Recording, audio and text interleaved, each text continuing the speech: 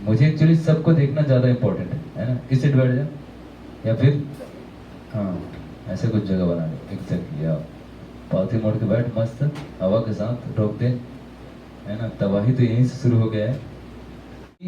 Polity को ना syllabus wise ही पढ़ना चाहिए। सिलेबस वाइज का मतलब कि जैसा सिलेबस में दिया है cut to cut, point to point चलते जाओ। क्योंकि सिलेबस जो बनाने वाला है ना उसने एक क्रोनोलॉजी बनाया हुआ है। धीरे धीरे चीज़ें आपकी क्या है, जैसे जैसे पढ़ते जाएंगे वैसे वैसे चीज़ें क्लियर होंगी। क्यों, उनको पता है कि आगे ये चीज़ इस तरह से आएगा, तो उससे पहले थोड़े बहुत जानकारी आपको होनी चाहिए, है ना। तो इसलिए ये चीज़ें बहुत ज़रूरी हो जाती है कि क्रोनोलॉजी में आप पढ़ाई करें। तो दैट्स वाई हमने सबसे पहले ऐतिहासिक पृष्ठभूमि की बात किया था। उस ऐतिहासिक पृष्ठभूमि में कैसे कैसे संविधान विकास किया है, किसके सरफरस्ती में, ब्रिटिशों के। तो ब्रिटिश जो सम्राट थे उन्होंने अपने ग्रेजुअल ऑर्डर में पास करते गए क्या कानून, और वो कानून इंडिया में लागू करते गए। तो उसके जो भी परिणाम थे वो उनके हित में थे नहीं थे, ये बात की बात है। लेकिन हमारे लिए सीखने का तो हो गया ना, वो हमें एक अनुभव हो गया कि कैसे एक व्यवस्था चलती है। क्योंकि हम लंबे समय तक उनके उपनिवेश थे, उनके गुलाम थे।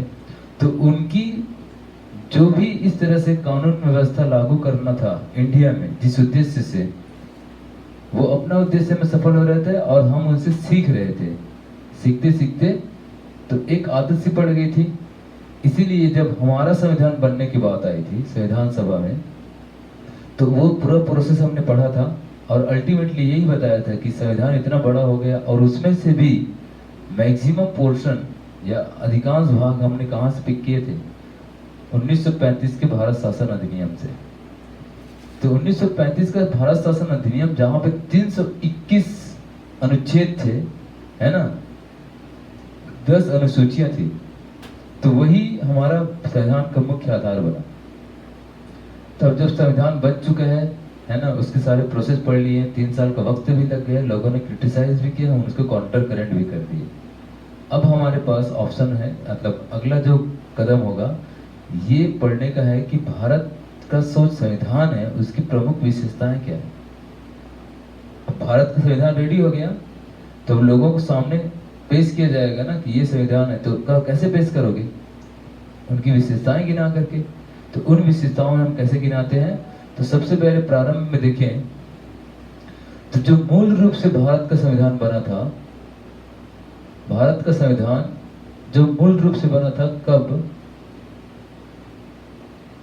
26 नवंबर 1949 को, जो लागू किया गया था 26 जनवरी को 1950 को।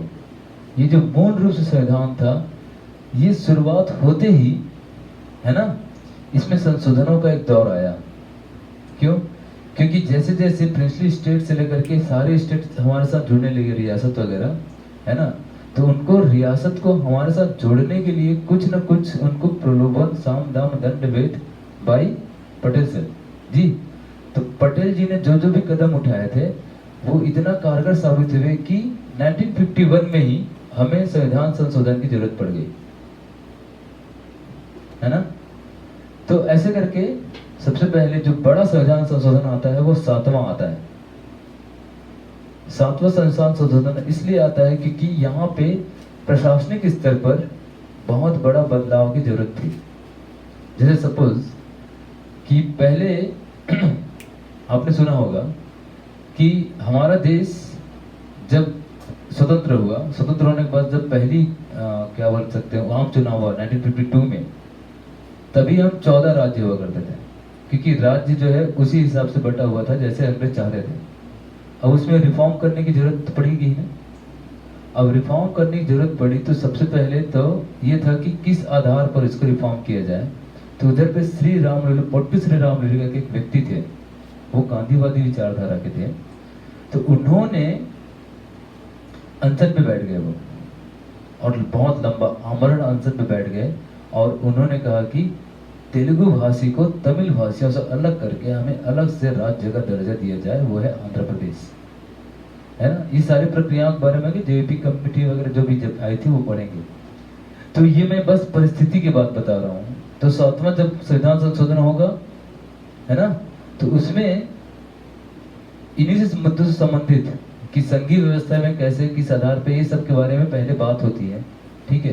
तो 7वां संशोधन ऐसे करके वो निकलता है। उसके बाद फिर एक परिस्थिति आती है जहां पे हम बात करेंगे 42वां संविधान संशोधन की। यहाँ पे एब्सोल्यूट मेजॉरिटी के साथ कुछ हद तक भारत में एक लोकतांत्रिक स्थिरता का दौर आता है। तो जब ये एब्सोल्यूट मेजॉरिटी आएगा, तो क्योंकि सभी सत्ता का जो प्रमुख एक सत्ता का जो केंद्रीकरण है किसी एक व्यक्ति के हाथ में होने वाला है, ठीक है। इवन इस टाइम पे ऐसा था कि केंद्र में भी और राज्यों में भी, क्योंकि कांग्रेस एकमात्र बहुत बड़ा पार्टी हुआ करता उस समय, केंद्र में भी और राज्य में भी उनकी बहुमत हो गई। तो फिर कुछ ऐसे प्रावधान है संविधान में संशोधन करने के लिए जहाँ पे केंद्र और राज्य दोनों आने चाहिए, ठीक। तो ऐसे बड़े संविधान संशोधन के लिए फिर 42वां संविधान संशोधन आया था इंदिरा गांधी के टाइम पे, ठीक। अब इनके द्वारा किए गए परिवर्तन को 44वां में कुछ फिर संशोधन किए गए। उसके बाद फिर और भी आएंगे आगे जा करके। एक आया था 97वां, और अभी रिसेंट में एक आया था 101वां या 115वां, ऐसे कुछ है ना, वे मैं बताता हूँ क्लियर करके। ये ऐसे संविधान संशोधन है जहां पे मूल संविधान में बहुत परिवर्तन किए गए थे। तो जहां मूल संविधान में हमारा 395 अनुच्छेद था, करीब 8 अनुसूचियां थी, 7वें में ही 4 और जुड़ गए थे, तो करीबन 12 अनुसूची हो गए थे, है ना। धीरे धीरे ये परिवर्तन आते रहा ग्रेजुअली। 42वां तो इतना बड़ा संविधान संशोधन था कि इसको मिनी कॉन्स्टिट्यूशन, छोटा संविधान ही बोला गया, क्योंकि जब बहुत सारे आर्टिकल्स जो नए जोड़े गए, ठीक है ना, समाजवादी, पंथ निरपेक्ष, ऐसे ऐसे प्रियम्बल तक में इसमें क्या किया गया, कुछ नए नए प्रावधान जोड़े गए, ऐड किए गए, ठीक। तो ये एक प्रकार से संविधान में संशोधन करना इतना ज्यादा अधिक हो गया कि लोगों ने इसको मिनी संविधान की भी संकेत दी। अपने आप में एक संविधान है करके बहुत सारे आर्टिकल थे। इसके द्वारा जो भी परिवर्तन किए गए थे उसको 44वां संशोधन में इंदिरा गांधी की सरकार गिरने के बाद नई सरकार बनी थी, उन्होंने इसमें कुछ मूलभूत परिवर्तन किए, लेकिन इनके द्वारा किए गए कुछ महत्वपूर्ण परिवर्तनों को हूबहू वैसे ही रखा गया, ठीक। फिर ऐसे करके बढ़ते गए ग्रेजुअली। तो संविधान कभी भी किसी भी देश का, ठीक है ना, एकदम रिजिड नहीं हो सकता, बन गया तो बन गया। समय परिस्थिति के अनुसार उसमें परिवर्तन अत्यावश्यक है, अदरवाइज कहते हैं ना शीशा जितनी कठोरता रहेगी थोड़े से खनक में भी टूट सकती है ना। इसीलिए आ गया, चलो ठीक है, हाँ है कि नहीं, हेलो, चलिए। तो ये जो इतना बड़ा परिवर्तन हम देख पा रहे हैं संविधान संशोधन में, तो अल्टीमेटली संशोधनों के पश्चात भी जो आज का संविधान आपके हाथ में, उसका स्वरूप क्या है, तो उसमें करीबन 450 प्लस अनुच्छेद हैं और इसमें 12 अनुसूचियां हैं, और 12 अनुसूचियों के साथ ये तो एक कंप्लीट बड़ा सा क्या बन जाता है आपके पास संविधान, है ना। और इस समय के साथ अभी भी ऐसा नहीं है। अभी देखो, अभी जीएसटी लगा ना, तो जीएसटी के लिए भी बहुत बड़ा परिवर्तन किया गया। वित्तीय अधिकार 269 में भी बहुत बड़ा परिवर्तन किए गए, है ना। तो ये एक ऐसा दौर चलते रहेगा, समय के साथ परिवर्तन होते रहेगा। बट जो उसकी मूल संरचना है, जो आत्मा है संविधान की, स्ट्रक्चर है, कहते हैं ना एक बिल्डिंग को अगर उसकी पिलर कोई खराब हो तो बिल्डिंग तो नया बनना हो गया ना। इसीलिए बीच बीच में ऐसे केशवानंद भारती के केस आया था जिसमें कई बार ऐसे कई वर्डिक्ट आए, गोपालन मामला हो गया, मिनर्वा मिल हो गया, कई ऐसे वर्डिक्ट आए सुप्रीम कोर्ट के जहाँ पे हमको पता चलता है क्या कि संविधान की मूल संरचना को ना छेड़ी जाए, क्योंकि मूल संरचना को छेड़ना इसका मतलब कि नया संविधान बनाना ही है। क्लियर है ना। तो ये ऐसी छोटी छोटी बातें हैं जो समय के बाद हम सीखते जाएंगे, आते जाएगी। ये जो जितनी शब्दावली का प्रयोग है ना, इसके प्रति थोड़ा सा भी वरी होने की जरूरत नहीं है। एक बार आप पढ़ना शुरू करते हो, आपके अंदर ये सारी शब्दावलियां अपने आप अंतर्निहित होते जाएंगी, है ना। ओके, चलिए। तो आज का जो टॉपिक है ये है संविधान की एक्चुअली मूलभूत विशेषताएं क्या है या प्रमुख विशेषताएं क्या क्या हो सकती है। संविधान की हम क्या बात कर रहे हैं? प्रमुख विशेषताओं के बारे में, विशेषताओं के बारे में।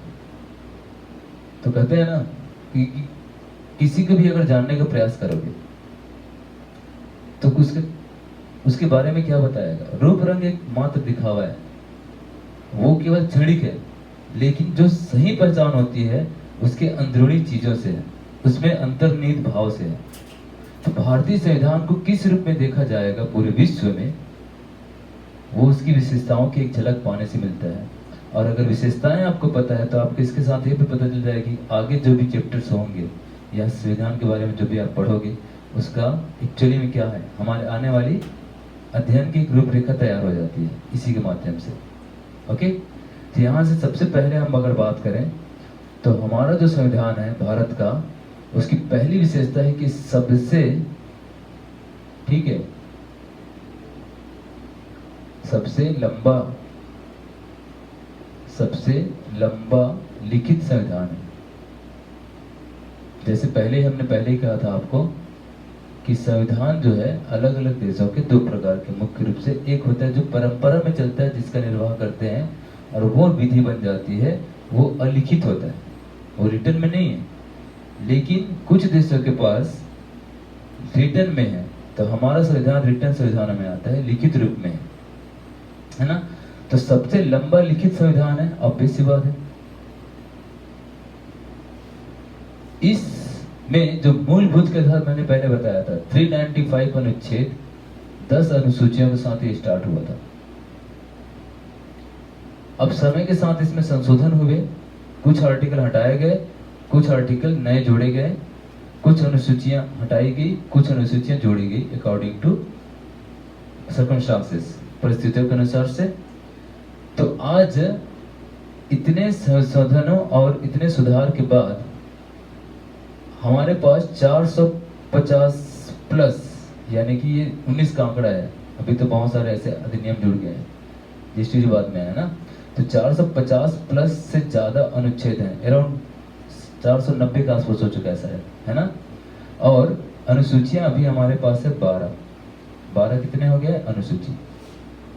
तो सबसे लिखित संविधान इसलिए क्योंकि हमने जो इसको सीखा है, हमने जो इसके मैक्सिमम भाग है वो 1935 के अधिनियम से लिया, और 1935 का अधिनियम अपने आप में इतना बड़ा था कि स्वाभाविक रूप से ये सबसे लिखित संविधान बनना ही था, है ना।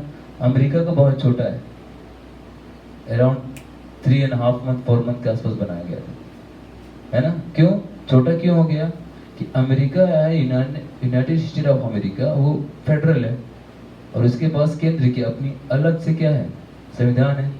तो केवल केंद्र और राज्यों के मध्य जो संबंध हैं या फिर केंद्र सरकार की जो प्रणाली है उन सब के बारे में लिखा होगा, ऑब्वियस है। और बाकी सभी राज्यों का अपना अलग अलग संविधान है। तो उस सूरत में देखा जाए तो कुछ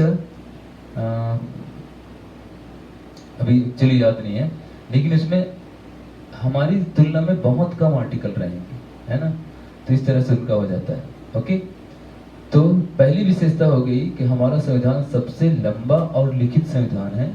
ओके, इसके बाद आता है दूसरा संविधान। दूसरी की अगर बात करें तो इसमें होता है, अच्छा इसमें कुछ चीजों को समझ लेंगे क्यों ऐसा है। इसके पीछे एक तो रीजन हो गया 1935 का अधिनियम, ठीक है। दूसरा है क्या कि भारत जो है विविधताओं का देश है। किसकी? विविधताओं का देश है। हमारा जो भारत देश है इसमें अब देखो, एक तो भौगोलिक इसकी स्थिति देखो तो कहां से कहां, कश्मीर से कन्याकुमारी, इधर गुजरात पोरबंदर, ठीक है, वहां से लेकर के पूरा यहाँ का नॉर्थ ईस्ट अपना स्टेट है, वो कितना बड़ा एरिया कवर कर रहा है, ऑब्वियस है ना, बहुत बड़ा एरिया कवर कर रहा है। साथ में से विभिन्न धर्म, जाति, संप्रदाय आदि के लोग रहते हैं, सबकी अलग अलग मान्यताएं हैं, तो सबका संरक्षण भी आवश्यक है, सबके बारे में प्रावधान लिखना है। जैसे अमेरिका में क्या था, सीधा बोल दिया we are non secular, secular state, हम धर्म निरपेक्ष हैं, यानी कि हमारा कोई धर्म ही नहीं है, दायित्व तो खत्म। लेकिन हम पंथ निरपेक्ष हैं, तो पश्चिमी अवधारणा से अलग है हमारा अवधारणा। हमारा कोई धर्म नहीं है, लेकिन हम सभी धर्मों को समान संरक्षण प्रदान करेंगे, है ना। वहाँ पे ऐसे बहुत से जो है ना धर्म, कास्ट, रिलीजन, ये सब चीज़ें क्या है, वो राज्य का मामला नहीं है। लेकिन हमारे यहाँ किसी न किसी रूप में अंतर्निहित भाव से ही सही, लेकिन राज्य का मामला बनता है। वही अल्पसंख्यक है, उनके लिए जुगाड़ करना है आपको, है ना। वहीं पे जो एंग्लो इंडियन है, जो नंबर में बहुत कम है, उसके लिए भी कुछ न कुछ करना है। वो जो विकास यात्रा में पीछे रह गए हैं, जैसे जनजाति समुदाय, उनके लिए भी आपको अलग से उनके रिचुअल, उनके रीति रिवाज, सबको प्रोटेक्शन देनी है। उस सब का इसमें क्या है, उल्लेख किया गया है। दैट्स वाई हमारा क्या है, ये बहुत लंबा हो जाता है। दूसरा ये कह सकते हैं, ऐतिहासिक पृष्ठभूमि बहुत लंबी रही है हमारी। जहां पे देखो, जो इतिहास में सबसे ज्यादा स्ट्रगल करता है ना, उसको उतना ही अनुभव होता है, हर छोटी चीज के बारे में पहले से ज्ञान होता है। तो अनुभव है तो ऑब्वियस सी बात है, इतिहास से सीखे हुए अनुभवों से एक सबक लेते हुए हम अपने संविधान में उन सब चीजों का इनकॉर्पोरेट करेंगे जो आगे जाके क्यों या अव्यवस्था उत्पन्न न करे, है कि नहीं। तो इसलिए ये भी और लंबा हो जाता है। क्यों, ऐतिहासिक में होता है ना स्वतंत्र भारत का आंदोलन, भारत का स्वतंत्रता आंदोलन की बात करते हैं।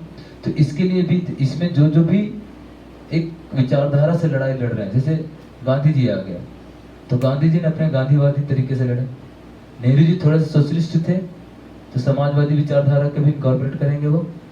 वहीं पे आजाद हिंद फौज से ले लो, भगत सिंह से ले लो, ये भी अपनी विचारधारा पे चल रहे हैं कि नहीं। वहीं पे उदारवादी भी थे, तो लिबरल सोसाइटी के बारे में। तो सारी चीजों को अंतर्निहित करना, इन सारी विचारधाराओं को, तो कैसे कर सकते हैं। तो एक वही मुद्दा है। तो सबकी कुछ न कुछ थोड़ा थोड़ा प्रभाव रहा है। उसमें एक और बड़ी बात आ जाती है, वो क्या कि इसका सबसे मेन है, मैं हमेशा यही कहूंगा, ये सब चलो ठीक है किसी हद तक है, लेकिन हमारे पास 1935 का शासन अधिनियम है, इसकी वजह से बहुत बड़ा हो जाता है, ठीक। और ऐसा भी नहीं है कि हमारा संविधान में केवल केंद्र का संविधान है, केंद्र के साथ साथ राज्यों का भी है। और वे भी देखिए, राजनीतिक तो है ही, है ना, राज्यों का बंटवारा क्या क्या बनना, व्यवस्था, प्रशासनिक, कार्यपालिका, सबको इंक्लूड किया गया है। जैसे कार्यपालिका किस तरह से काम करेगी, लोक सेवा के बारे में बता दिया गया है, राज्य लोक सेवा के बारे में बता दिया गया है। हर चीज को इंक्लूड कर रहे हैं ना हम, है कि नहीं। देखो, अगर संविधान होता तो राजनीतिक चीजें लिखती है क्या, कि किसका शासन होगा, कौन सरकार होगी, इसका हेड कौन होगा, उसके पास क्या क्या शक्तियां होंगी, ये सब चीजें चलो चली बात है। कहाँ कि इसको मौलिक अधिकार दे दिए, लेकिन उसके साथ साथ हमने वित्तीय बंटवारा, ठीक है, वित्त कैसे आवंटन होगा, कौन कौन सी परिस्थितियां होंगी, लैंग्वेज के बारे में, ठीक है, कार्यपालिका, स्थायी कार्यपालिका और अस्थायी कार्यपालिका दोनों का दिया हुआ जिक्र, हर संस्थान के बारे में दिया है, निर्वाचन आयोग दे दिए, है ना, नीति आयोग के बारे में बता दिया, सबका लिखित है इसमें, किसमें, संविधान में लिखा हुआ है। तो ऑब्वियस बात बड़ा तो होगा ना। ये सारे रीजन है जो आगे जाके हम लोग पढ़ते जाएंगे, तो इसमें आपका कंप्लीट है। दैट्स वाई हमारे पास विश्व का सबसे लंबा लिखित संविधान है। ओके, ठीक है। तो यहां से फिर अगला आर्टिकल लेंगे। कहते हैं कि जब भारत का संविधान बन रहा था, है ना, तो ऐसा तो है नहीं कि बहुत यूनिक घटना है, पहली बार घट रहा हो विश्व में, है कि नहीं। इससे पहले भी घटा था। इससे पहले अमेरिका ने जब अपनी स्वतंत्रता की लड़ाई लड़ी थी, तब उन्होंने अपना संविधान बनाया था, और उस समय जब उन्होंने बनाया था तो वो सबसे आधुनिक था अपने दौर का। अफ्रीका का अपना बना, जर्मनी का, जापान का, ऑस्ट्रेलिया का, जितने भी नए स्टेट थे उस समय के, ठीक है ना, ऑलमोस्ट सबने अपना अपना संविधान बनाए थे ना। तो अब नया क्या होगा फिर हमारे संविधान में, तो हम क्या करेंगे कि जो भी देश ने संविधान बनाया है उनसे सीखेंगे, उनके अनुभवों से सीखेंगे, उनके संविधान का अध्ययन करेंगे, और उनमें से जो हमारे लिए इम्पोर्टेंट है, हमारी परिस्थिति के अनुकूल होगा, उन सारे पॉइंट को ले लेंगे। यही तरीका है ना पढ़ने का। तो बोलते हैं कि हमारा जो संविधान है वो विभिन्न स्रोतों से लिया गया है। तो ये वाला जो सेक्शन है ना, खास करके एग्जाम के लिए बड़ा अच्छा हो जाता है। यही एक सेक्शन है जहाँ से अच्छे अच्छे क्वेश्चन निकाल के देते हैं, पूछते हैं कि ये वाला प्रावधान कहाँ से लिया गया, ये वाला प्रावधान कहाँ से लिया गया, ऐसे करके, ठीक है। तो इसको अभी नहीं, अभी तो मैं जस्ट बता रहा हूँ, क्योंकि संविधान में बोलते हैं ना विभिन्न स्रोतों से लिया गया। जैसे अगर मैं बात करूँ राजनीतिक पार्ट, जो राजनीतिक हिस्सा है संविधान का, राजनीति का मतलब होता है कि एक व्यक्ति को जीने के लिए क्या क्या राजनीतिक अधिकार प्राप्त हो सकते हैं, है ना। जैसे ये जितने आपके मौलिक अधिकार में आते हैं, ये सब राजनीतिक अधिकार है, ठीक है। तो राजनीतिक जो अधिकार है ये लिया गया था कहाँ से? अमेरिका के संविधान से, यूएसए के। इन सबको याद करने का एक ही तरीका है कि भाई ऐसा क्या घटा था यूनाइटेड स्टेट्स ऑफ अमेरिका में कि वहां से राजनीतिक अधिकार हम लिए हैं, वो लोग अपने में मूल अधिकार शामिल किए हैं। थोड़ा सा विश्व इतिहास की तरफ भी आपको ओरिएंटेशन होना है। इसीलिए पढ़ाई जब हम करते हैं तो हमको कंप्लीट करना चाहिए, है ना। थोड़ा सा विश्व इतिहास के बारे में पढ़ना है। तो यहाँ पे हुआ क्या था ना, यूएसए में समझो कि अपने ही लोगों ने इन पर शासन करना शुरू किया था। ये कहीं बाहर के थोड़ी थे, यूएसए में जो आए थे वो शासन करना है। तो जैसे मान लो कि अमेरिको वेसुपुसी ने अपने समय में गया और अमेरिका को खोज कर दिया, है ना। अमेरिका का क्या किया, उन्होंने खोज कर दिया। अब यहाँ पे ब्रिटेन है, तो ब्रिटेन के कुछ लोग व्यापारी बन के यहाँ आ गए, यहाँ बस गए। मूलतः अगर देखें यूरोप में, ब्रिटेन नहीं बोल रहा, यूरोप बोल दो, तो यूरोप के लोग यहाँ पे आके बसने लगे। तो मूलतः इनके पैतृक जो भी थे वो यहीं के थे। अब यहाँ आ गए और यहाँ पे जो है ना, इनको किसी हद तक इनके द्वारा शोषण करने लगे। शोषण का मतलब रूल रेगुलेशन ये बना रहे हैं और इन पे शासन कर रहे हैं। तो वही लोग अपने लोगों पे शासन करेगा तो एक टाइम के बाद तो फिर विद्रोह होगा ना।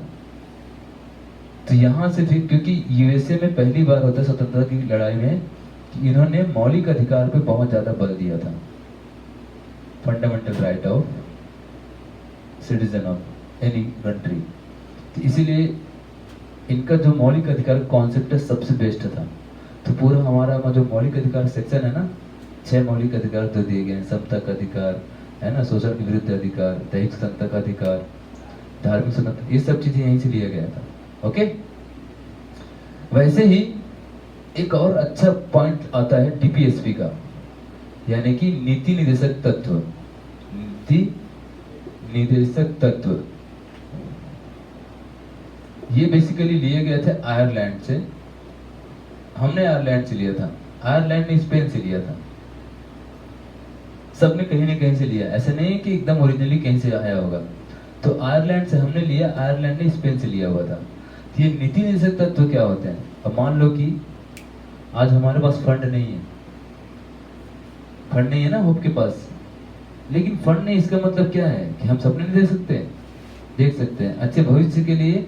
वो सारी चीजें हम बना के रखेंगे कि इन फ्यूचर में ये करना चाहेंगे। अभी प्लांटेशन का सोच रहे हैं ना, फिर उसके बाद कुछ और सोचेंगे, उसके बाद फिर अपलिफ्टमेंट के बाद सोचेंगे कि एकदम गरीब बच्चे जिनके पास बिल्कुल कुछ नहीं है उनको हम अपने खर्चे से पढ़ाएंगे। समझ रहे हो ना।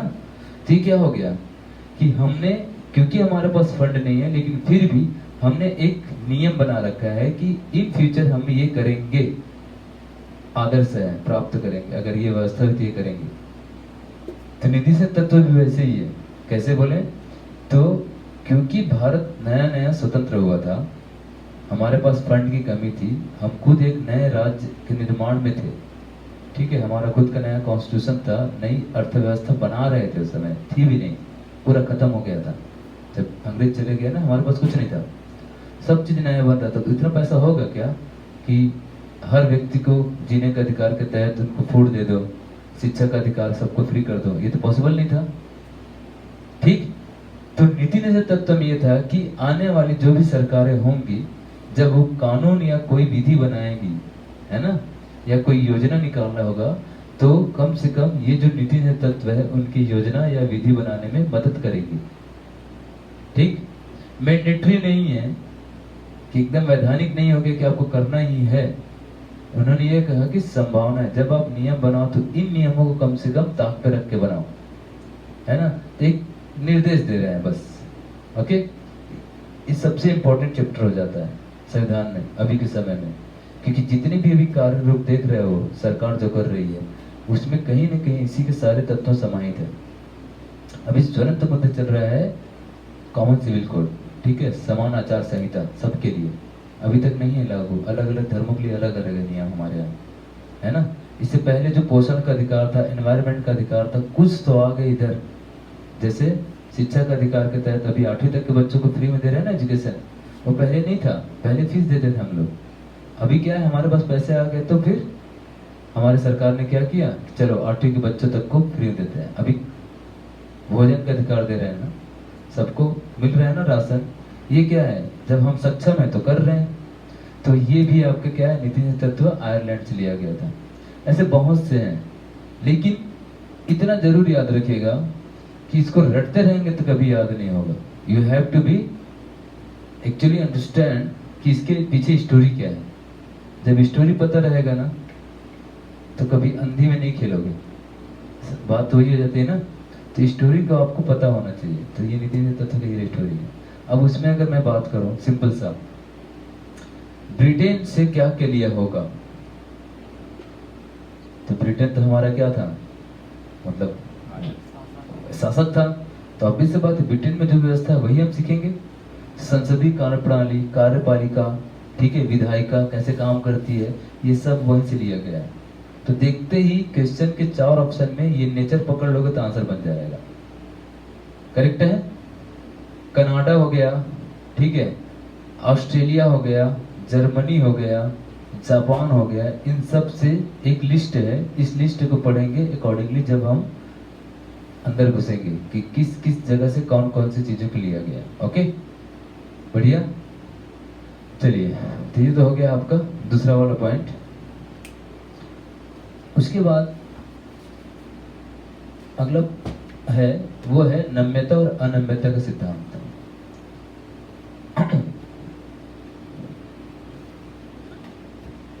है ना, इसको लिखने की जरूरत नहीं पड़ेगी, डोंट वरी, है ना। ये ऐसा है कि सारी चीजें एकदम आएगा ग्रेजुअली, तो आज केवल सुनना है। ये पूरा चैप्टर लिखने की जरूरत नहीं पड़ेगी, है ना। तो आराम से बिना पल के झपकाए करना है। थक गए हो क्या आज? थकान तो मेरे को ज्यादा होगी यार। कैसे? 5 बजे से शुरुआत किया, आज सारी क्लासेस लिया 11 बजे तक, पौने 11 तक। उसके बाद फिर 2 घंटे तो उधर लग गए। उसके बाद वापस आया तो यहाँ से बड़ी बैच 8वीं की, देन सबसे बड़ी बैच 9वीं की। आज तो हद हो गया था, पूरा बैच सारे बच्चे भरे थे यहाँ से वहां तक। केवल वहां पे 2 या 3 सीट पे छूटा हुआ था क्योंकि दिख नहीं रहा घर, है ना। तो है, तो थकान क्या होता है बताऊं, 5 मिनट का होता है। उसके बाद वापस जब एक बार जुड़ जाते हो ना, थकान अपने आप नींद गायब हो जाएगी, है ना। मेरी आवाज थोड़ी सी क्या लोरी की तरह लगती है, इधर घृ घृ करता है ना, मुझे पता है ये चीज। तो अच्छा भी नींद आ जाती है, लेकिन जगाने का काम भी मेरा है। ओके, कोई नहीं। अगला है हमारा 3rd नंबर का, लचीलापन, ठीक है, और कठोर दोनों। एक बहुत अच्छा कहावत है, बुद्ध जो थे ना हमारे, बुद्ध ही थे या गौतम बुद्ध, गौतम बुद्ध थे या फिर विवेकानंद, चलो कोई तो है, एक महान पुरुष है, समझ लो, नाम का तो पता नहीं। मैं स्टोरी के पे ज्यादा फोकस करता हूँ, नाम पे उतना ज्यादा नहीं। मैं भी बुद्ध ही रहे होंगे, है ना।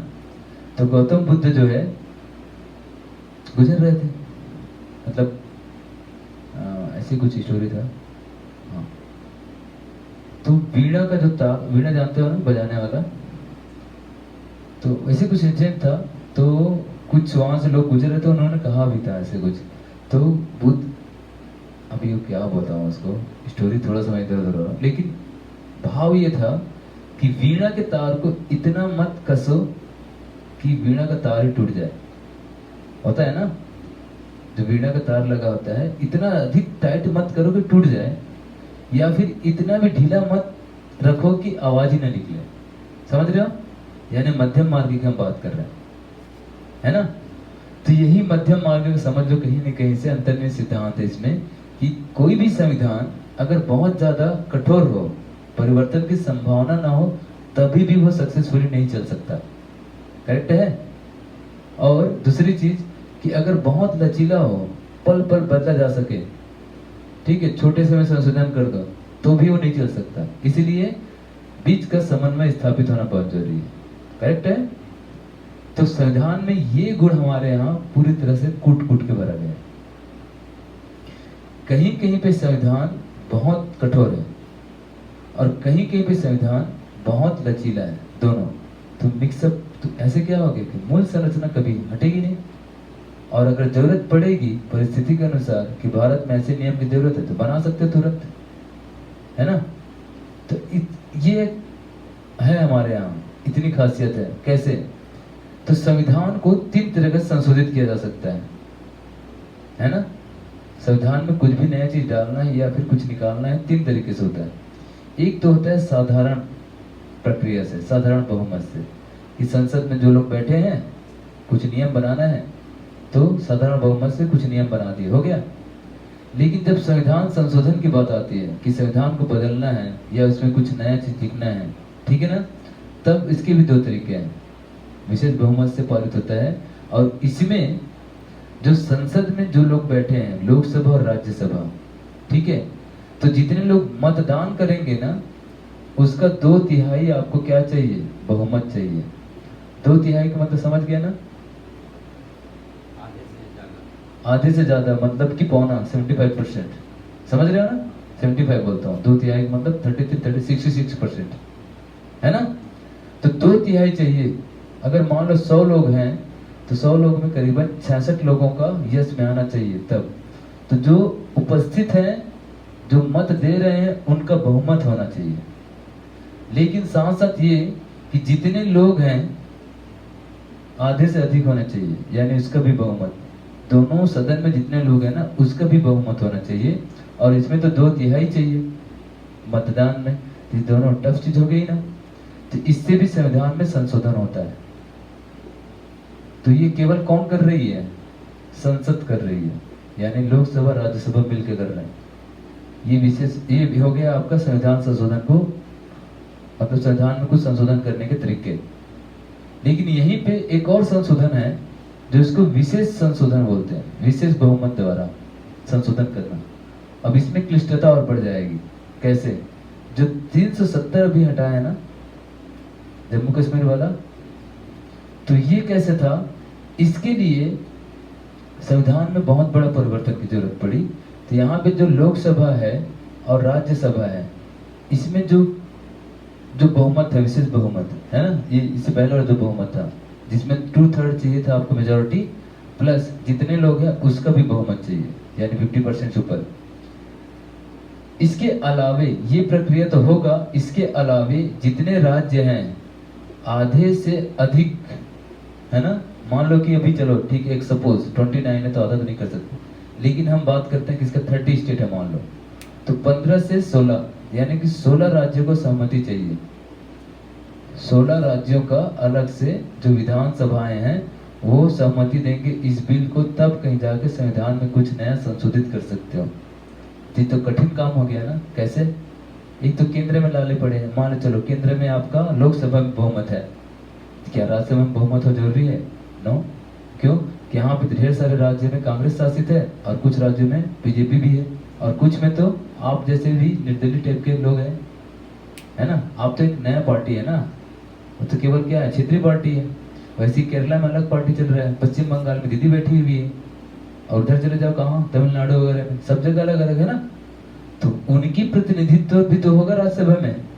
कुछ लोग भेजेंगे ना, जैसे छत्तीसगढ़ में 5 लोगों को भेजते हैं राज्यसभा के लिए और लोकसभा के लिए 11, तो 5 लोग मिक्स होंगे, 3 बीजेपी से, 2 कांग्रेस से हो गए। और जहाँ पे आप है तो आप तो पूरा का पूरा भेज देगा अपना। ओडिशा विजू पटनायक, उनका अलग चलेगा।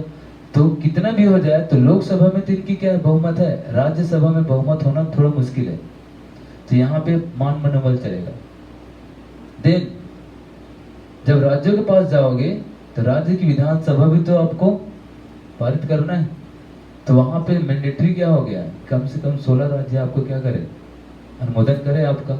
तो और मुश्किल काम हो जाएगा ना। इसीलिए बहुत ऐसे कितने महत्वपूर्ण बिल हैं भारत में जो इस वजह से रुक गए हैं संविधान संशोधन में। ओके, तो ये कठोरता हो गई और एक जो साधारण बहुमत आई वो क्या होगी, लचीलापन। तो हमारे संविधान में इस दोनों की व्यवस्था की गई है। Some time it will be very difficult to be amend और some time it is easy, है ना। तो दोनों तरीके से आप कर सकते हो। तीन नम्यता अनम्यता का सिद्धांत हमारे भारतीय संविधान की है। तो जब हम पढ़ते जाएंगे ना ग्रेजुअली, तब मैं बताऊंगा कहाँ पे ये नम्य है, कहाँ पे अनम्य है। ओके, बहुत आसान था, इसमें कोई दिक्कत नहीं है। अगला है आपका, वो है क्या, एकात्मकता की ओर झुकाव। जैसे मैंने कहा था कि भारत संघ है, संघीय शासन है। यहाँ पे संघीय शासन मतलब कि एक केंद्र सरकार होगा और दूसरा क्या होगी, राज्य सरकार। अभी तो मुख्य यही लेते हैं, बाद में लोकल गवर्नमेंट जोड़ेंगे। तो केंद्र की शक्तियां अलग है, राज्य की अलग है। ये अपना अलग नियम बनाएगा, ये अपना नियम बनाएगा, ठीक है ना। बाद में कॉन्फ्लिक्ट होकर देखा जाता है, लेकिन सामान्य अवस्था में ये ऐसे हैं, ठीक। तो केंद्र की अपनी प्रणाली है, इसकी अपनी प्रणाली है, यानी कि दोनों एक समन्वय के सिद्धांत पर काम कर रहे हैं कि दोनों साथ समन्वय मिला के, तालमेल मिला के चलेंगे। लेकिन केवल केंद्र हावी हो जाए, ऐसे कुछ खतरनाक परिविधान हमारे संविधान में है ना। केवल केंद्र ही हावी हो जाए। जैसे मान लो कि अगर एक टाइम था ना इंदिरा गांधी का, 18 महीने का दौर, शायद आप लोगों को याद हो, सुना होगा किसी से। इंदिरा गांधी जब थी तो उन्होंने पूरे देश में क्या लगा दिया था, राष्ट्रीय आपातकाल लगा था ना, 18 महीने का। कोई नियम कोई कानून नहीं, सब सरकारें भंग कर दी गई थी। और वहां पे इंदिरा गांधी पूरा डायरेक्ट कर रहा था पूरे देश को, और उसके तहत बहुत अच्छे परिवर्तन भी हुए और कुछ ऐसे परिवर्तन थे जो लोगों को होते हैं ना, कुछ अच्छा बुरा होते रहता है, डजंट मैटर, वो हमारा काम नहीं है एनालिसिस करना। बट वो समय ये था कि पूरा राज्य सरकार की भी शक्तियां और केंद्र सरकार की शक्तियां दोनों किसके हाथ में थे, प्रधानमंत्री के हाथ में थे। तो जहां पे हम संघीय शासन की बात कर रहे थे, अब वो क्या हो गया, अध्यक्षीय, यानी एक ही बंदे के पास सारे क्या आ गए, पावर आ गए। ये कैसे आया, क्योंकि इसी संविधान में कुछ प्रावधान ऐसे थे, है ना। अगर मैं सिंपल से अगर बात करूं क्या क्या प्रावधान है, वो तो आगे पढ़ेंगे तो समझेंगे। तो विशेषता भी इतना जरूर याद रखेंगे कि एकात्मकता की ओर झुकाव वाला संघीय शासन है। जैसे अगर हम बात करें सिंपल सा, इसमें चलिए शुरू करते हैं। अब संघात्मक गुण क्या क्या है। संघात्मक गुण में देखें जैसे कि एक दो स्तरीय सरकार है ना, केंद्र और राज्य। ये इसका क्या हो गया, इनके मध्य क्या है, शक्ति का बंटवारा है। शक्ति का क्या है, बंटवारा है। ये भी अलग हो गया, है कि नहीं। और भी क्या है इसमें, जैसे सूचियां बनी हुई है, पावर ऑफ सेपरेशन और डिस्ट्रीब्यूशन ऑफ पावर, दोनों चीजें हुए, ठीक है ना। सूचियां बनी हुई है अलग अलग। और भी इसमें कुछ पॉइंट है जो मेरे दिमाग से भी स्किप कर रहा है। इसमें जैसे कि है क्या, ये संविधान की सर्वोच्चता है। संविधान की क्या है, सर्वोच्चता, यानी संविधान ही क्या है, सर्वे सर्वा है। कुछ भी होगा तो संविधान के पास जाओ, संविधान के पास हल है। केंद्र के पास जितना दिया है वो उसके पास है, राज्य के पास उसके पास है, ठीक है ना। दूसरा कठोर संविधान है। कठोर संविधान है वो कैसे होगा कि भाई कुछ मामलों में राज्यों के पास बहुत शक्तियां हैं ना, कि आप इनके पीछे बगैर आप कुछ परिवर्तन नहीं कर सकते। तो संघीय गुण हो गए कि नहीं सारे। लेकिन यहीं पे कुछ एकात्मक गुण हैं, जैसे कि बात करते हैं किसकी, कि राज्यपाल की नियुक्ति कौन करता है, तो ये प्रेसिडेंट करता है, यानी कि इनडायरेक्टली पीएम करता है। नहीं, आपातकाल या कुछ आरक्षित विषय, उस पर राष्ट्रपति को क्या है, विशेष अधिकार मिला हुआ है ना। अगर मान लो इमरजेंसी लग गया तो जो राज्य की मशीनरी है उसको, जैसे राष्ट्रीय आपातकाल हो या आपका राष्ट्रपति शासन हो, तो राष्ट्र की जितनी मशीनरी है वो किसको, कौन ले लेगा, वही, केंद्र सरकार के पास चली जाएगी, यानी राष्ट्रपति के पास चली जाती है। तो सब केंद्र के पास आ गए तो एकात्मक हो गए ना। अब फेडरल कहाँ रह गया, है सर? इसमें एक और बात आ जाती है, वो क्या कि जैसे हम बात करते हैं किसकी संविधान की, तो संविधान तो एक ही है ना दोनों के लिए, है ना? नागरिकता की हम बात करते हैं, नागरिकता जो है ये भी तो आपका क्या है, एकात्मक गुण को ही दर्शाता है। राज्य की नागरिकता नहीं है, केवल किसकी नागरिकता है, केंद्र सरकार की नागरिकता है। तो ये भी क्या है, एकात्मक गुण को ही दर्शाता है। और अगर बात करें तो एक जिसकी हम तैयारी कर रहे हैं IAS, इसको बोलते हैं all India service, AIS, Akhil Bharatiya. इस पे थोड़ा सा 5 मिनट चर्चा करेंगे सबके सब मिलके। ये जो IAS होता है ना, IAS के बारे में आपका क्या थॉट है? जो कलेक्टर होते हैं ये कौन होते हैं, कहाँ से आते हैं, कैसे बनते हैं, कुछ है दिमाग में? एक बार थोड़ा सा बात करेंगे इसमें। आपका ऐसा क्या मतलब ओपिनियन है, क्या ओपिनियन है नीतू जी? कलेक्टर होते कौन है? कलेक्टर जो एग्जाम देके बनते हैं सर। कौन से एग्जाम? यूपीएससी का, है ना? अब यूपीएससी की एग्जाम आप दे रहे हो, यूपीएससी कौन लेता है? केंद्र सरकार। तो यूपीएससी के थ्रू जो कि संवैधानिक संस्था है, वो आपको क्या कर रही है, एग्जाम ले रही है। और AIS ऑल इंडिया सर्विस के थ्रू आपको 2-3 पोस्ट देती है, एक IAS का, एक IPS का, और तीसरा होता है IFS का, फॉरेस्ट बोलते हैं इसको, ठीक है? फॉरेस्ट सर्विस यानी वन विभाग के लिए, पुलिस सर्विस के लिए और प्रशासनिक सर्विस के लिए। 3 सेवाओं के लिए आपको क्या कर रही है, ऑल इंडिया सर्विस है। अंदर क्या है बता रहा हूं मैं आपको। केंद्र सरकार की अपनी खुद की केंद्रीय सेवाएं हैं, जैसे इंडियन रेलवे पुलिस, आयकर विभाग, ये सब क्या है, भारत सरकार की मतलब प्रथम श्रेणी की नौकरियां हैं, अधिकारी हैं लोग। लेकिन जो ऑल इंडिया सर्विस वाले होते हैं ना, इनमें अंतर ये है कि केंद्र सरकार इनको IAS बनाते हैं, IPS बनाएंगे, मतलब आपको इंडियन पुलिस सर्विस में सेवाएं के लिए आपको चयनित करेंगे थ्रू रिटन एग्जाम, यही यूपीएससी संस्था करती है। लेकिन बनाने के बाद जो आपका काम होगा ना, वो केंद्र सरकार भेजेगी स्टेट पर। एक हिसाब से अगर केंद्र सरकार अपॉइंट करके उसको स्टेट में भेज रहे हैं और स्टेट में वो काम करेगा, तो कहीं न कहीं एक झुकाव होगा, एक कंट्रोल होगा। क्यों?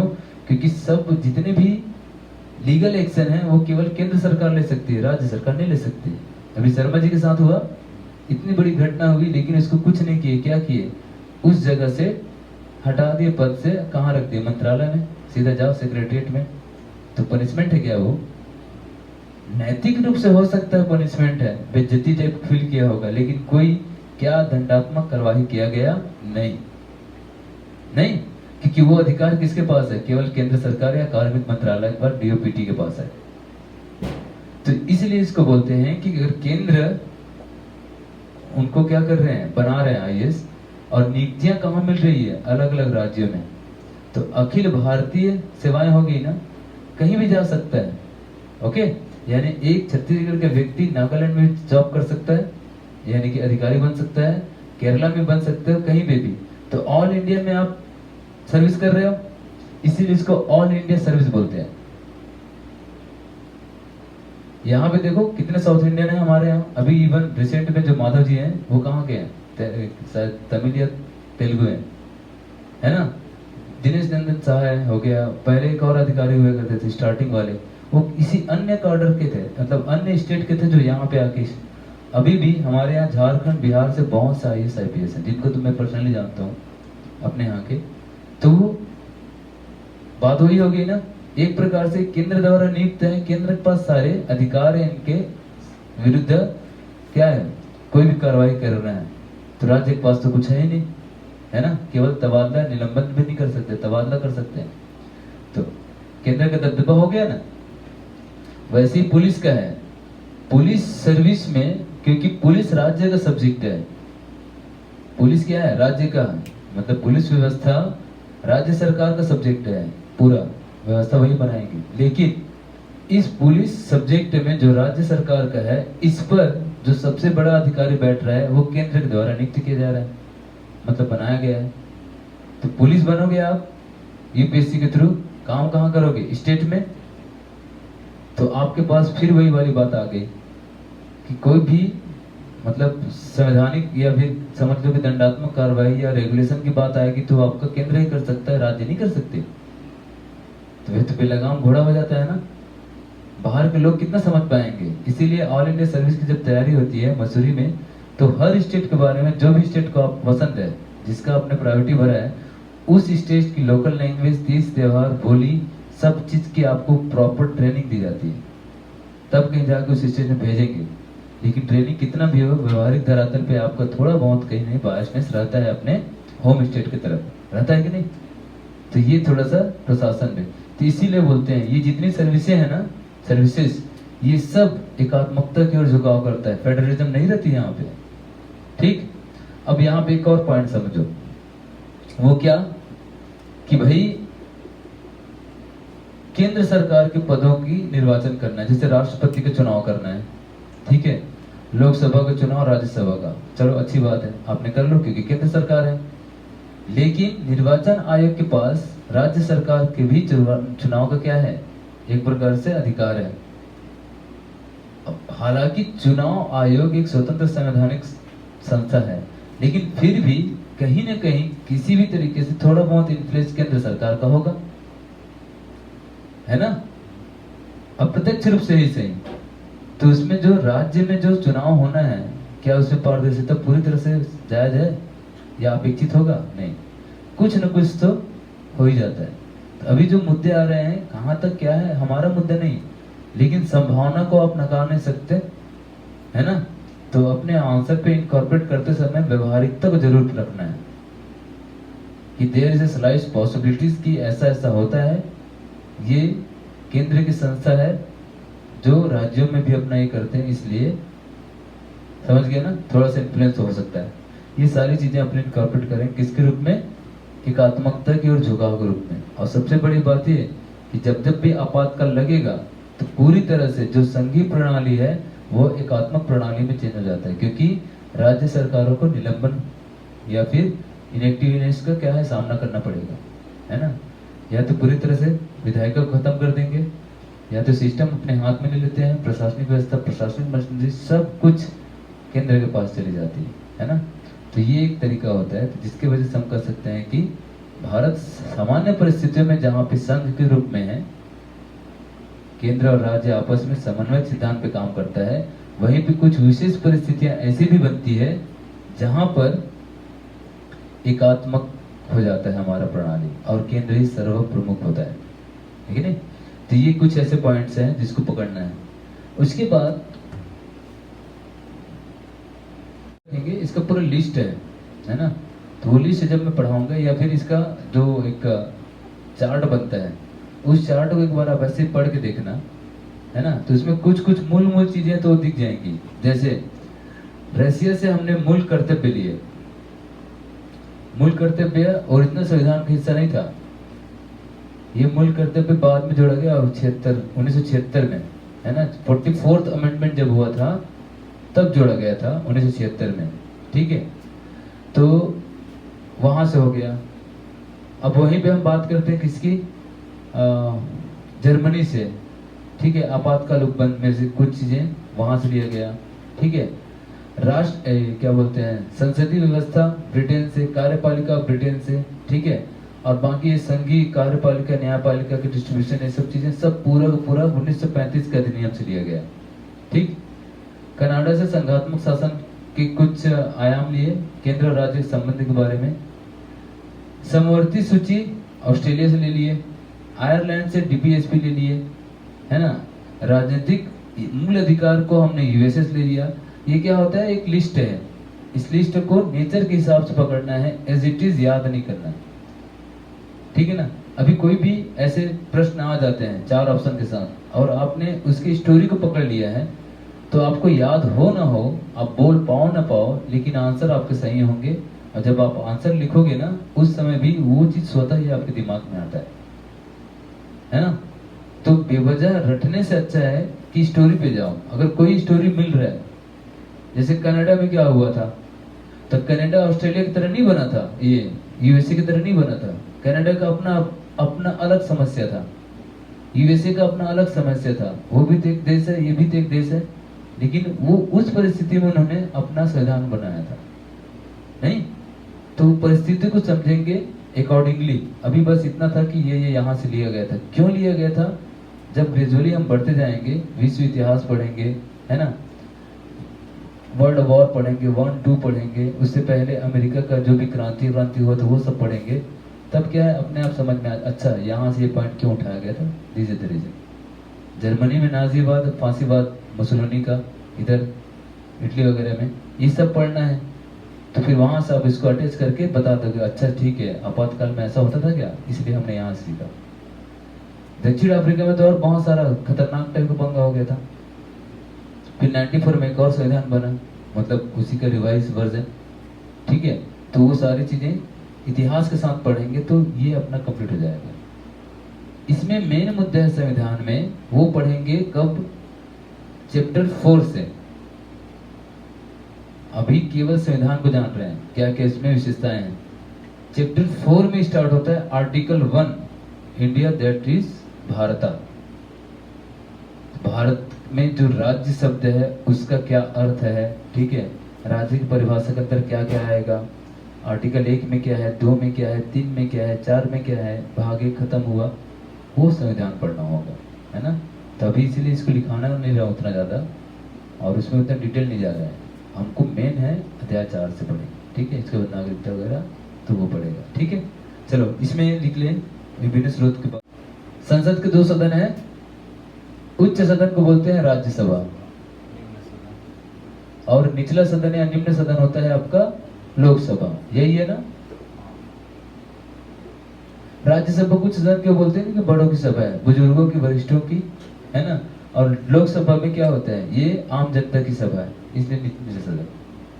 इसका सिंबल है हरा रंग, हरा रंग है, हरी हमारी धरती की पहचान है। और ये होता है विद्वता का, इसका मतलब लाल रंग। इसीलिए चैनल में भी देखोगे ना, राज्यसभा टीवी या लोकसभा टीवी, या फिर अगर उसके प्रक्रिया में देखोगे तो अंदर संसद के कारपेट से लेकर के बहुत सारे कलर किसमें मिलेंगे, हरा रंग में लोकसभा में, और ये लाल रंग में दिखता है राज्यसभा में। गौर से देखना, वही दिखेगा, ठीक है। इवन संविधान देख रहे थे तो लाल लाल दिख रहा था, चीजें इसमें लाल नजर आ रही थी ना, लोगों को सब, और राज्यसभा का है ना, इसका लोकसभा का ग्रीन कलर में आता है ना। तो लोकसभा में जहां हम बात कर रहे थे किसकी, हाँ ये, तो कैसे है ये, तो लोकसभा जो होती है हर 5 साल में, कार्यकाल निश्चित नहीं है, याद रखिएगा। चाहे तो राष्ट्रपति 5 साल से पहले भी इसको क्या है, निलंबित कर सकती है, विघटन कर सकती है, ठीक है ना, लेकिन 5 साल से ज्यादा नहीं होनी चाहिए। विशेष परिस्थिति में बढ़ाया जा सकता है, जैसे राष्ट्रीय आपातकाल वगैरह में बढ़ाया जा सकता है, इंदिरा गांधी ने बढ़ाया था 1 साल का, ठीक है।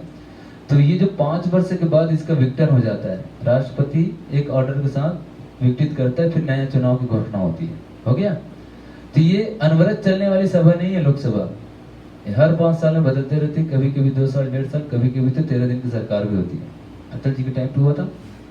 लेकिन ये जो राज्यसभा होता है, ये कभी एक बार कॉन्स्टिट्यूट हुआ था 1952 में, राज्यसभा मेंबरों का, तब से लेकर के आज तक ये विघटित नहीं हो सकता। क्यों? क्योंकि अनवरत चलने वाली है। कार्यकाल होता है किसका, 6 वर्ष जो कार्यकाल होता है लोकसभा, राज्यसभा का नहीं होता, वो वहां के संसद का होता है, सांसद का। मैं मान लो कि राज्यसभा का सांसद हूँ, मान लो सचिन तेंदुलकर आ गया, ठीक है, यहाँ पे एक समय अरुण जेटली भी थे, मनमोहन सिंह यहीं के थे, मनमोहन सिंह की बात कर लो। ये सब क्या है, तो जिस दिन आप बने 6 साल तक आप वहां के सांसद बने रहोगे, लेकिन 2/3 मेंबर हर 2 साल में क्या करेंगे, अपना सेवानिवृत्ति लेंगे। नहीं तो रोटेशन में चल रहा है कि नहीं, कुछ लोग अभी गए, उसकी जगह नए भर्ती हो गए, उसके बाद जो बीच वाले थे वो अगले सेशन में बाहर चले जाएंगे, उसकी जगह नया भर्ती। जो लास्ट सेशन बच गए वो जाएंगे तो फिर एक नया भर्ती। तो ये चलता ही रहा, चलता रहा। क्यों जरूरी है? जब लोकसभा विघटित होगा तो देश का शासन कौन चलाएगा? उसके लिए चाहिए ना राज्यसभा। तो इसलिए एक सदन आपका अनवरत चलते रहता है। ये जो सिस्टम है ये वहीं से लिया गया। तो ये संसदीय शासन की सबसे बड़ी विशेषता भी है। साथ में जो भी कार्यपालिका होगी, जैसे कि हमारी कार्यपालिका केंद्र सरकार, ये विधायकों के प्रति जवाबदेह होगा। ये संसदीय शासन का मैं बता रहा हूँ, विधायकों के प्रति क्या होगा? उत्तरदायी रखता है। यानी कि विधायिका से इनको हमेशा समर्थन प्राप्त होगा, विश्वास प्राप्त होगा, तभी वो केंद्र में क्या करेगा? अपना सरकार बना कर रखेगा। हमारे यहाँ थोड़ा सा और परिवर्तन हो जाता है। यहाँ लिखता है क्या कि ये जो कार्यपालिका है यानी केंद्र सरकार है, वो विधायिका नहीं, लोकसभा के प्रति उत्तरदायित्व होगा। क्यों? क्योंकि लोकसभा आम लोगों की सभा है और आम लोगों ने चुन के भेजा है, तो आम लोगों की सभा ही तो उसके प्रति उत्तरदायी होगी। इसके प्रति क्यों होना है कि नहीं? ये थोड़ा परिवर्तन है। संसदीय शासन थोड़ा सा है, ऊपर से द्विस्तरीय शासन, ये बहुत सारे इसमें ये लिखा हुआ है, इसको बस इतना ही समझना है ना। तो संसदीय शासन या संसदीय व्यवस्था के बारे में एक दो बार पूछा भी है छत्तीसगढ़ पीएससी में कि संसदीय व्यवस्था से आप क्या समझते हो। तो इसमें से 2-3 पॉइंट लिख के नक्की कर दो, है कि नहीं। नाम मात्र कार्यपालिका, राष्ट्रपति हमारे यहाँ क्या है? पेपर स्ट्रॉन्ग है। कुछ काम है क्या उसके पास? नहीं। विशेष परिस्थिति में जरूर उसके पास अधिकार है, बट सामान्य परिस्थिति में वो केवल और केवल पीएम और उनके मंत्रिमंडल जो बोल दिए वो करना पड़ेगा। पुनर्विचार का अधिकार भले हो सकता है, लेकिन मैंडेटरी तो है ना। तो ये एक उसका काम हो गया। दूसरा कि हमने बताया क्या, ये बता कार्यपालिका किसके प्रति जवाबदेह है? विधायकों के प्रति। ये भी उसकी एक विशेषता होगी, है ना। इधर फिर लोकसभा राज्यसभा से मिलकर बनी होती है, द्विसदनीय है, 2 सदन है ना। तो लोकसभा राज्यसभा से मिलकर के संसद बनता है, द्विसदनीय व्यवस्था। ये सब क्या है? आपके संसदीय शासन की विशेषताएं, ये संसदीय व्यवस्था की। और इसी को बोलते हैं वेस्टमिनिस्टर क्या बोलते हैं? वेस्टमिनिस्टर ऐसे कुछ है, पता नहीं, अजीब सा नाम है ना। मॉडल बोलते हैं वेस्टमिनिस्टर ऐसे कुछ है ना। बहुत लंबा समय हो गया ना, टंग में नहीं आता। ठीक है, तो ये वही मॉडल है। तो जब आएगा नम्यता से लेकर जितने भी आर्टिकल हमने बताए हैं वो सब चीजें। अब यहाँ से कुछ बड़ी बड़ी बातें कर लेते हैं, उसके बाद फिर ये हमारे यहाँ बाकी सब सरकारें तो संघात्मक प्रणाली में है, लेकिन जो न्याय व्यवस्था है वो क्या है? आपकी एकीकृत है। ठीक है ना। एकीकृत का मतलब जैसे समझो पिरामिड बन रहा है, ऊपर सबसे बड़ा कोर्ट कौन सा? भारत का सुप्रीम कोर्ट। ठीक, उसके अधीनस्थ है हर राज्य में या 2 राज्यों के बीच एक हाई कोर्ट, है ना। हाई कोर्ट के और नीचे चले जाओ, जिला स्तरीय, जिला सत्र कोर्ट, ये सब जो है ना, ये अपना क्या बोलते हैं अधीनस्थ न्यायालय वगैरह, वो सब है। तो इसके नियम को वो ओवरलैप करेगा, उसके डिसीजन को वो ओवरलैप करेगा, उसके डिसीजन को वो करेगा। सुप्रीम कौन हो गया? Supreme court. तो क्या हुआ? एक ऊपर से शक्ति, समझ रहे हो ना, इस तरह से। तो एक ग्रेजुअल ऑर्डर में, तो इसको बोलते हैं एकीकृत सिस्टम। ठीक, तो हमारे यहाँ की जो न्यायपालिका है वो क्या है? एकीकृत है। ठीक, तो ये एक चीजें आ जाती हैं। तो बाकी सब में आप अलग अलग चीजें पढ़ेंगे, लेकिन न्यायपालिका में ऐसा नहीं है। न्यायपालिका में सर्वोच्च न्यायालय जो है हमारा सुप्रीम कोर्ट, वो सबसे अधिक शक्तिशाली है। इन सब के निर्णयों को ओवर रूल कर सकता है अलग अलग तरीके से। ठीक, ये भी आएगा जब इसका पूरा सेक्शन आएगा ना, सुप्रीम कोर्ट और हाई कोर्ट एक साथ पढ़ेंगे, क्या क्या अधिकार मिला है, कौन कौन से रीट जारी करता है।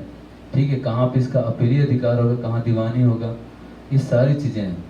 और इतना तो जरूर पढ़ लोगे कंप्लीट हो कि जो नॉर्मल डे टू डे में जितना भी होता है ना कोर्ट कचहरी का मामला, वो सब आप स्वतः ही जान जाओगे।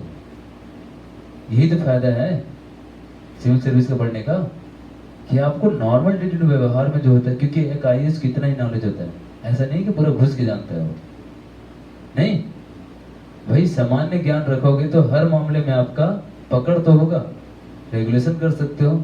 इसीलिए जो इसका एग्जाम की तैयारी है ना, वो आपके स्कूल लेवल की पुस्तक से शुरू होती है। आपको कोई बहुत बड़ा जानकारी की जरूरत नहीं है। कि एकदम से उसका विधि वेत्ता होगे तभी बनेगा। No, you should know the simple thing in a simple manner but in a analytical way, एक तार्किक तरीके से पढ़ना है। ओके, चलो एकीकृत के बाद थोड़ा सा देख लें मौलिक अधिकार के बारे में, फिर उसके बाद 2-3 के बाद खत्म आज का लेक्चर। मौलिक अधिकार क्या है? जैसे मैंने कहा कि कुछ अधिकार राजनीतिक अधिकार मिले हैं आपको। राजनीतिक का मतलब मुझे बोलने का अधिकार है, स्वतंत्रता का अधिकार, मुझे कहीं घूमने का अधिकार है, संगम बनाने का अधिकार है ना, अपने धर्म को मानने का अधिकार है, समानता का अधिकार है, विधि का अधिकार है, मेरे जीवन के लिए आवश्यक नहीं है क्या भाई? अगर तुम्हारा धर्म तुमसे छीन लिया जाए तो फिर वैल्यू खत्म, ऐसे ही है ना। तो वो मानने का आपका अधिकार है। आपके धर्म का संरक्षण आप कर सकते हो, अपने हिसाब से आस्था रख सकते हो, है ना। अगर मैं बोल दूं मैं किसी धर्म को नहीं मानता तो नहीं मानते, ठीक है, आपकी मर्जी, सरकार कुछ नहीं कर सकती उसमें, है ना। तो ये चीजें हैं। लेकिन कहीं पे जब चीजें डाइवर्ट हो जाती है किसी की इच्छा के विरुद्ध, जैसे बच्चे हैं छोटे छोटे, ठीक है, बलात्श्रम की बात कर लो, है ना, आपको गिरफ्तारी है, बिना किसी रीजन के अगर पुलिस आपको पकड़ के ले गई तो भाई पावर तो उसके पास है ना, सुरक्षा कैसे मिलेगा? तो 24 घंटे के अंदर अंदर आपको मजिस्ट्रेट के सामने सही करना है। ये सिद्धांत में तो है, बाकी होता है नहीं होता है वी डोंट नो, किसी हद तक नहीं होता है, कुछ ना कुछ कहीं ना कहीं मैनिपुलेशन करते हैं लोग, ठीक। लेकिन ये आपका मूल अधिकार है। अगर चाहो, अगर ऐसा कभी हनन हुआ, सीधा रिट दायर करो सुप्रीम कोर्ट में या हाई कोर्ट में, आपको न्याय मिलेगा। लेकिन बात वही हो जाती है ना, ये तो दिया ये संविधान में ये अधिकार सब कुछ, लेकिन वहां तक पहुंचने का रास्ता ही नहीं पता। एक लेटर नहीं लिख सकते हम, क्योंकि संविधान में ये कोर्ट की भाषा चलती है और वो भाषा हमको आता नहीं। अगर हमने कहीं पे वकील हायर किया तो अपना फीस चार्ज करेगा, फ्री कहाँ हुआ किसी चीज को? गरीब न्याय तक बोलते ना, न्याय का देर से पहुंचना न्याय नहीं कहलाता। न्याय मिल रहा है लेकिन देर से मिल रहा है तो क्या न्याय? अब जिस व्यक्ति को न्याय मिलना था उसके 30 साल बाद मिला न्याय, कुछ जीत में जीत गया, वो तब तक मर गया, वो अपने जिंदगी के सारे दुख झेल लिया, अब उसको न्याय दे रहे हो। तो देर से होते है ना, न्याय में देरी, इसका मतलब कि वो अन्याय ही है ना। तो जस्टिस में बहुत सारे लाए हैं, बहुत सारे ऐसे पढ़ेंगे, ठीक है, आडी आड्रम पाटम करके है, ठीक है। तो इस मौलिक अधिकार को मतलब कहते हैं ना, संविधान का संरक्षण, कस्टोडियन ऑफ कॉन्स्टिट्यूशन भी कौन है? सुप्रीम कोर्ट है। अगर संविधान का कहीं भी कुछ हनन होता है या किसी प्रकार से, तो उसका रक्षा भी कौन करेगा? सुप्रीम कोर्ट ही करता है। ये क्वेश्चन यूपीएससी में आया था 2017 या 16 में, और कंट्रोवर्सी हो गया था, संसद है कि सुप्रीम कोर्ट है करके। तो जब क्लियर शब्दों में लिखा जाता है ना संविधान में कुछ भी चीज, या अंतर्निहित भाव को देख लो, वही आपके लिए सही है। तो एनसीईआरटी की बुक में साफ साफ लिखा गया है, क्या है? कस्टोडियन तो सुप्रीम कोर्ट है। तो हमारा आधार क्या होगा? पढ़ाई का पूरा एनसीईआरटी का बुक होना चाहिए, है ना। और कुछ बिलीव ही नहीं करना है अभी, जब तक कि आप एग्जाम ना दिलो। छत्तीसगढ़ पीएससी में थोड़ा सा है क्योंकि ये लोग अपने हिसाब से करते हैं, अदरवाइज ना छत्तीसगढ़ पीएससी में भी कुछ हद तक, क्योंकि देखो थोड़ा बहुत अपवाद हर जगह चलता है यार, है ना। अब किसी को एकदम आदर सम्मान लो और कभी कुछ ऐसी हरकत करते हुए दिख गया तो मन में क्या है उसके लिए मनाव थोड़ी रखोगे? वी आर ह्यूमन बींग्स, हम इंसान हैं। अब बोलते हैं ना टू ईर इज ह्यूमन, यानी कि गलती मानव ही करता है, देवता होते थोड़ी नहीं करते। तुम बात तो यही है। लेकिन आप में देवता वाले कितने गुण हैं वो ज्यादा इंपॉर्टेंट है एज कम्पेयर टू डेविल। तो सबके अंदर है ना, नहीं है क्या? क्या लगता है? डेविल जो है राक्षसी गुण क्या व्यक्ति में नहीं होता? अरे सबके हैं। जब मन में अच्छा थॉट आ रहा है ना कि ये कर दे वो कर दे, अच्छा, तो वहीं पे मन आता है कि पत्थर उठा किसी को मारो क्या। भाव तो सब में आएगा ना, लेकिन वो भाव आने के बाद एक्ट कितना करते हैं, दैट इज आल्सो इम्पोर्टेंट, है ना। इसलिए हमेशा अच्छी चीजों पर फोकस करोगे तो आएगा। ओके, तो ये होते हैं हमारे संविधान में कुछ लूप होल्स। ओके, जो भी सरकार आती है नहीं, तो जब नियम कानून बनाएगा, जैसे मान लो कि मनरेगा बनाया, तो मनरेगा में राज्य के नीति तत्व शामिल थे। वो क्या? गांवों को सशक्त करना, ग्रामीण जीवन को ऊपर लाना, है ना। गांधी जी का था ना ग्राम पंचायत वगैरह स्थापना। तो ये क्या है? गांव पे कुटीर उद्योग को बढ़ावा देना, महिलाओं को क्या है, भागीदारी, मजदूरी, ये सब के बारे में बात करते हैं, पोषण के अधिकार की बात करते हैं, ये सब किसमें था, डीपीएसपी में। लेकिन मनरेगा जब नियम कानून बनाया गया तो उसमें जोड़ा गया ना कि 50% अधिक, या फिर राज्य के विल पे है कि महिलाओं को इतना आरक्षण देना जरूरी है इसमें। और आज देख लो महिलाएं ज्यादा पार्टिसिपेट कर रही हैं। वहीं पे अगर बात करें किसकी, ये आरक्षण की, इसमें पंचायती राज में, तो उसमें 50% रख दिया ना छत्तीसगढ़ ने, तो उसकी वजह से महिलाओं की भागीदारी बढ़ी कि नहीं। तो कहीं ना कहीं हम डीपीएसपी के ही नियम को डाल रहे हैं। अगर आपने नहीं डाला तो आप पे कोई एकदम नहीं कि तलवार लेकर आ जाएगा तुमने गलती किया। मूल अधिकार में आ सकता है, मूल अधिकार में खड़ी खड़ी ईंट बचा सकती है सुप्रीम कोर्ट किसी भी राज्य का या संस्थान का, या फिर वो जो जन कल्याण के कार्य कर रही है और अर्धशासकीय शासकीय संस्थान हो। लेकिन डीपीएसपी की चीजों को अगर आपने अंतर्निहित नहीं किया तो हो सकता है आप पे गाज ना गिरे, लेकिन अप्रत्यक्ष रूप से गिर सकता है। गेस करो कैसे। चुना किसको आपने, मतलब आपको किसने चुना संसद के रूप में, जनता ने। जनता तो सब देख रही है, इसको हम बना के भेजे, जब मौका मिला तो इसमें नियम नहीं बनाया, अगली बार वोट नहीं देंगे। तो एक प्रकार से नैतिक दबाव स्थापित होता है किस पर, आपके राजनेताओं पर और सरकार पर, या फिर कहें तो संसदीय जो भी प्रतिनिधित्व है उनके ऊपर। जब दबाव होगा तो आप अच्छा काम करने के लिए वैसे भी मजबूर हो जाओगे ना।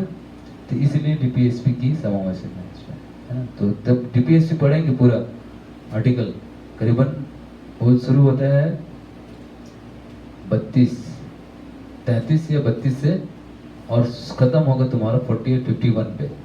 तो लंबा सा आर्टिकल है और मजा आएगा उसको पढ़ने में, है ना। ओके, नाउ नेक्स्ट, आपातकालीन उपबंध, स्वतंत्र निकाय, ये सब की इतनी जरूरत नहीं है। द्विस्तरीय निकाय, द्विस्तरीय सरकार, अब तो त्रिस्तरीय हो गए। कौन कौन आ गए थे, एक केंद्र सरकार, राज्य सरकार और अभी स्थानीय सरकार, तीनों आ गया ना। ये सब हमारे संविधान की क्या है, विशेषता है। तो ऐसे करके थोड़ा बहुत आप इसको जानेंगे संविधान को, तो पढ़ने में उतना ही ज्यादा मजा आएगा। एक दिन है कल का जो सबसे इम्पोर्टेंट दिन है,